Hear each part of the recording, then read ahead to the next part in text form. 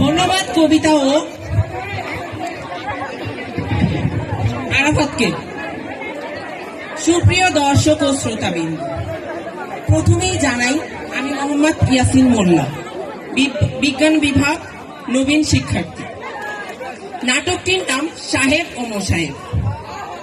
উক্ত নাটকটি হতে আমরা সকলে এটি বুঝতে পারবো যে আমরা সামান্য সুযোগ সুবিধার জন্য অযোগ্যকে যোগ্য স্থানে বসিয়ে তার সাথে তাল মিলিয়ে অন্যায়কে ক্রমাগত বাড়িয়ে তুলছি। আমরা আমাদের উচ্চ পদের ব্যক্তিদের এমন ভাবে প্রশ্রয় দিচ্ছি যেন তারা অন্যায় করতেই পারে না, বরং যত অন্যায় আমরাই করে থাকি। আমরা তাদের কথা ও কাজকে এমন ভাবে তোষামোদ করছি যে ভুলেই যাচ্ছি আমাদের বলার বা কিছু করার অধিকার আছে, যার ফলে আমরা এভাবে আমাদের সমাজকে দূষিত করে তুলছি। ধন্যবাদ সবাইকে।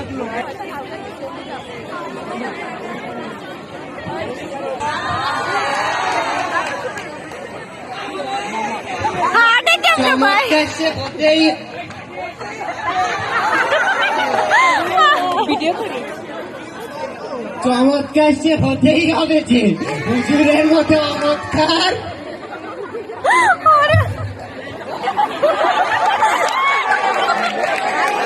কি চমৎকার বলতেই দাও। আহা, ওয়াল্লাহি হুজুরের কথা শুনেই বুঝেছি।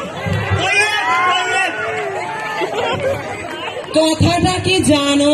সেদিন জানি না, আবার ওই যে কি বলে সেদিন বিকেলে বৃষ্টিটা ছিল স্বল্প।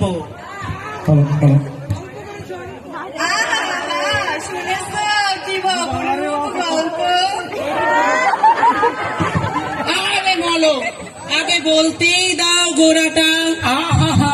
গোড়াটা হুজুরের গোড়া, এই চুপচাপ ছাড়াটা। কি বলছিলাম? গোলে মালে গেল সব গুলায়ে।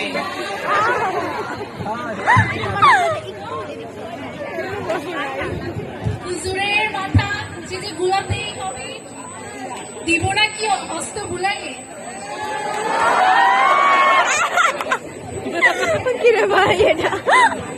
শোনো না, সেদিন সূর্য উঠেছে সকালে। সকালে সূর্য আমরা কিন্তু দেখিনি, কাঁদিলে কোকালে। ভাবিলাম যাই আসি খানিকটা বেড়ায়ে। আমার সকাল যাবে কোথা বাবা, হুজুরের চোখারায়। হলো না বেড়ানো, ঘরেই রহিনু বসিয়া। আগেই বুঝেছি হুজুর কি চাষা, বেড়াবে ঢাল চাষিয়া।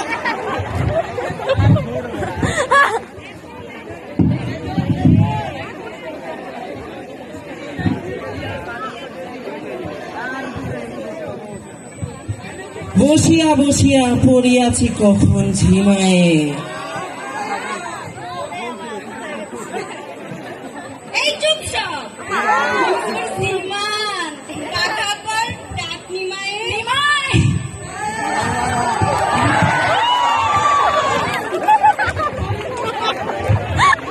ঝিমুইনি কই, এই তো জেগেই রয়েছি।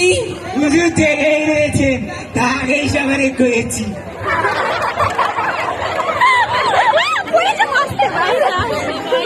জাগিয়া দেখিনু জুটি আছে সব হনুমান আর অপদেব। হুজুরের চোখ যাবে কোথা বাবা?